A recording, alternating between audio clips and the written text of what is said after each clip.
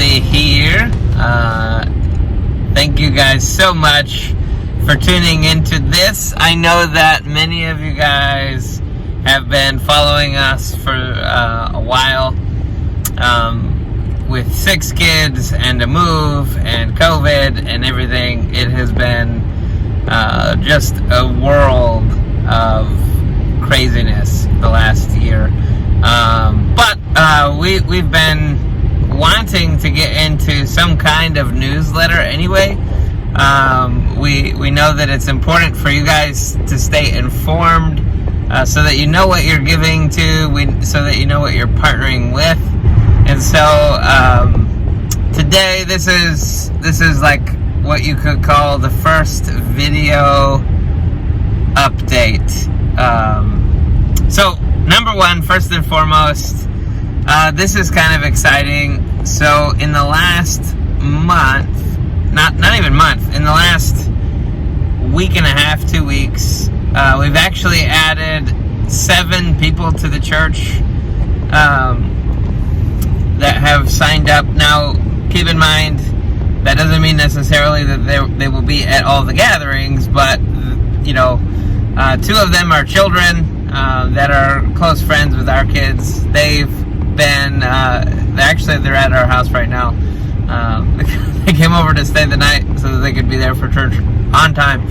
And their mom's coming, so that's exciting. There's the potential that could lead to more.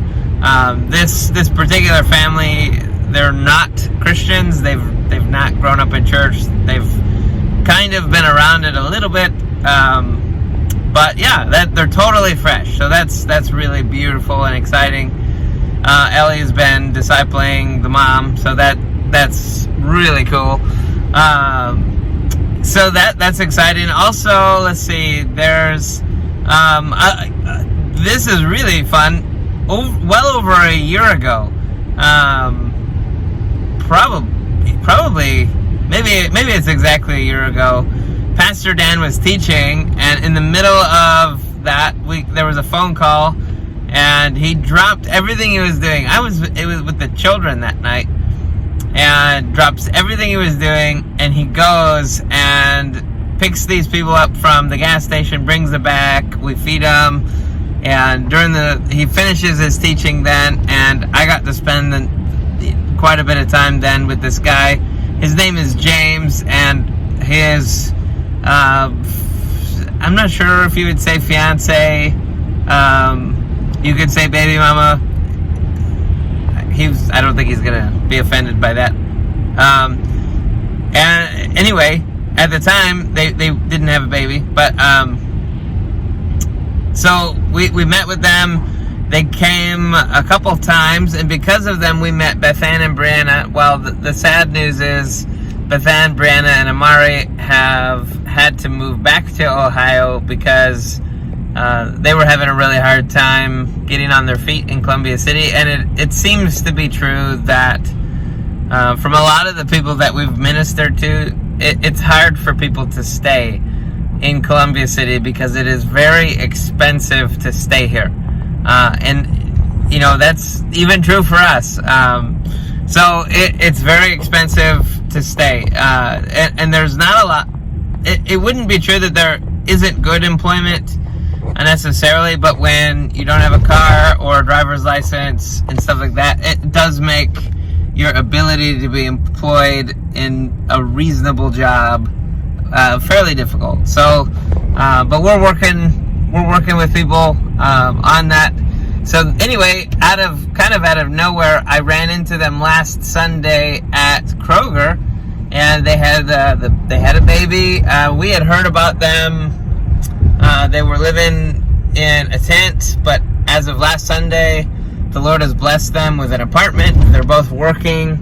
They have a free babysitter. That's pretty exciting. And so the Lord has really been blessing them, and they have decided that they want to be a part of our group. And so, yeah, they're going to be working sometimes, you know, during our meeting times. But yeah, that's beautiful. I'm excited about them.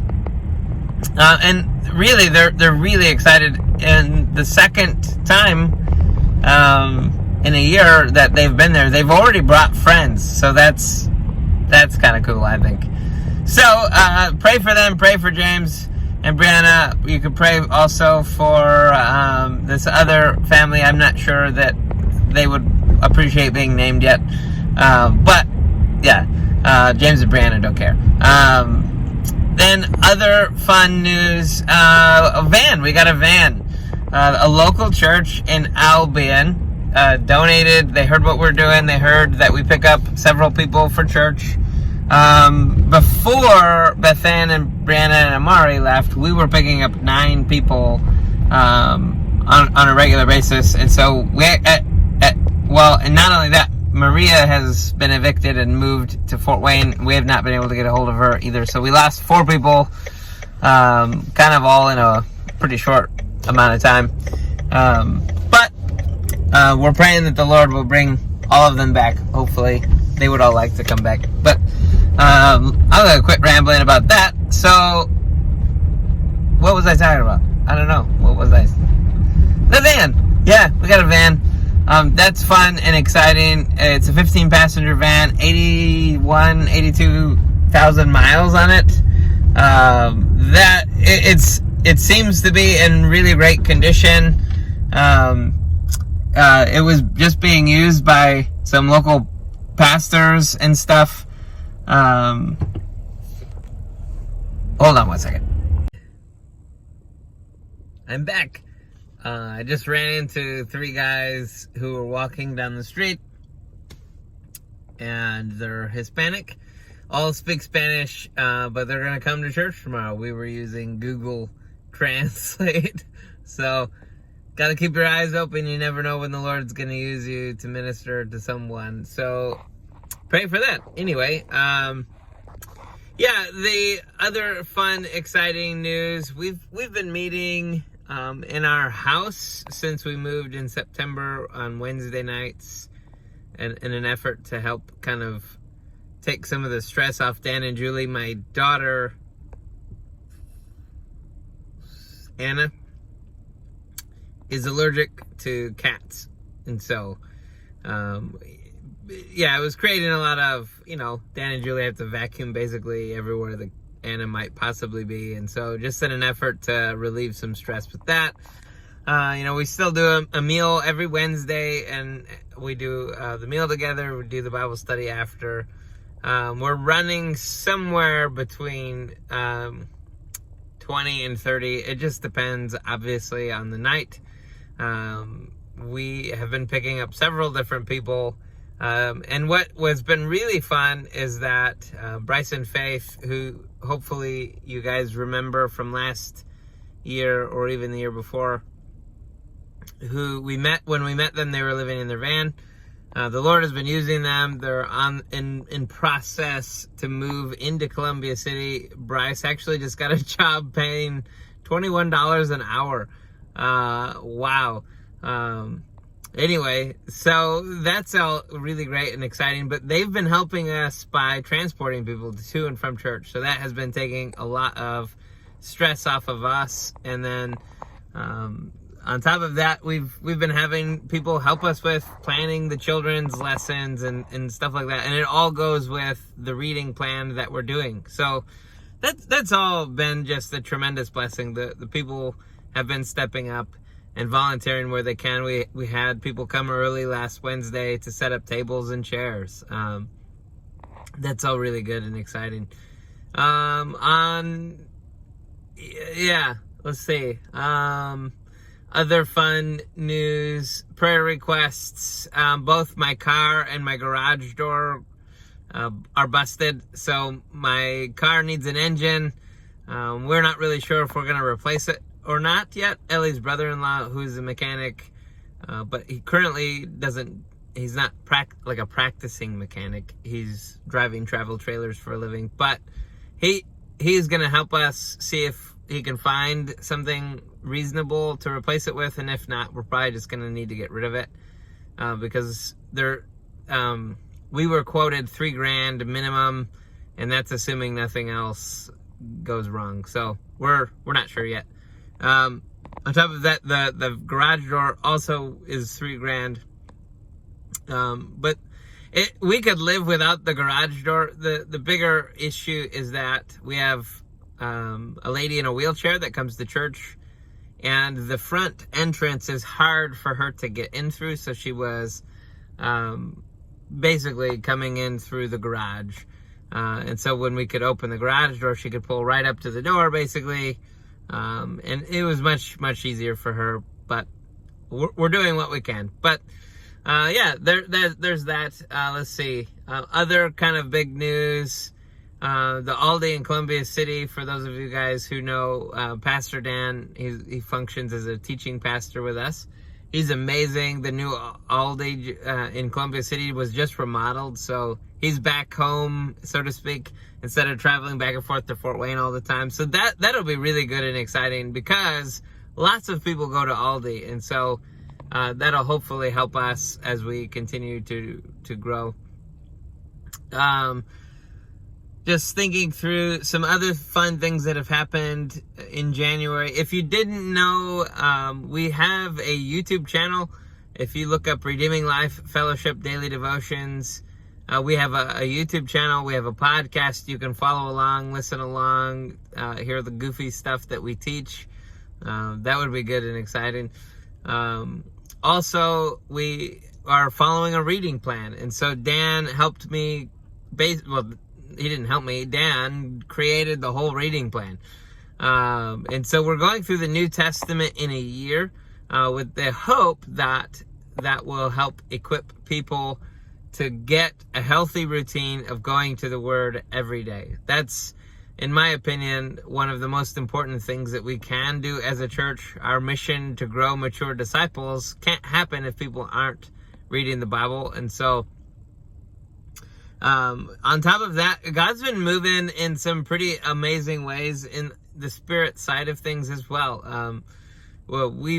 It's been really kind of neat to see. Our church really tries to operate where we prioritize both the Word of God in sense of knowing it heavily. We do a lot of the theology stuff. Dan's a Greek and Hebrew translating kind of guy. I mean, his master's degree is in that. He teaches every week. He brings up some kind of original language gold nugget. But then, the other side is that there is a deeply spiritual side to Christianity. And so a lot of churches avoid that altogether. We are trying to navigate both worlds in a healthy way that honors the Bible, that is the way that the Bible would teach us to, so to speak. And so with that, it's been fun. Some of the gifts of the Spirit are showing up a little bit in an appropriate way. And so, yeah, just keep praying for us on all those things. One really fun, exciting thing is that I've been discipling some people who, I don't know how to say it, but basically it's even more involved than before, where each morning I'm sending out some instructions. Hey, pray for 30 minutes without your phone, no devices or anything like that. Pray for 30 minutes, read the scripture for the day, do the daily video, and then write out a response for me. And then I look through that, and then I push them a little further if need be. But both of these guys have expressed a desire to be deacons or a pastor someday. Now, you could say the one guy, in many ways, does he have the brain capacity? I don't know that. But you know what? If the Lord is willing to call them, it's my job to prepare them, help them get there. I believe that everybody can minister to someone. And so, even if it's just him ministering to other people where he's at, that's still a big, important thing. And so, they've been doing that today. One of the things that came up in our challenge was based on the chapter reading from today, where Jesus is talking about what makes somebody unclean. And so I actually, I challenged them to clean their apartments. and to post pictures and to talk about what the Lord was showing them through that all. And so that's exciting. That's fun. Yeah, I think that's it. I don't know. If you have any questions or comments or other things that you would like to inquire about, please do not hesitate. Come and check out what we're doing. 2378 East 800 South, Columbia City, Indiana, 46725 or something like that. All right, blessings, people. Have a good afternoon.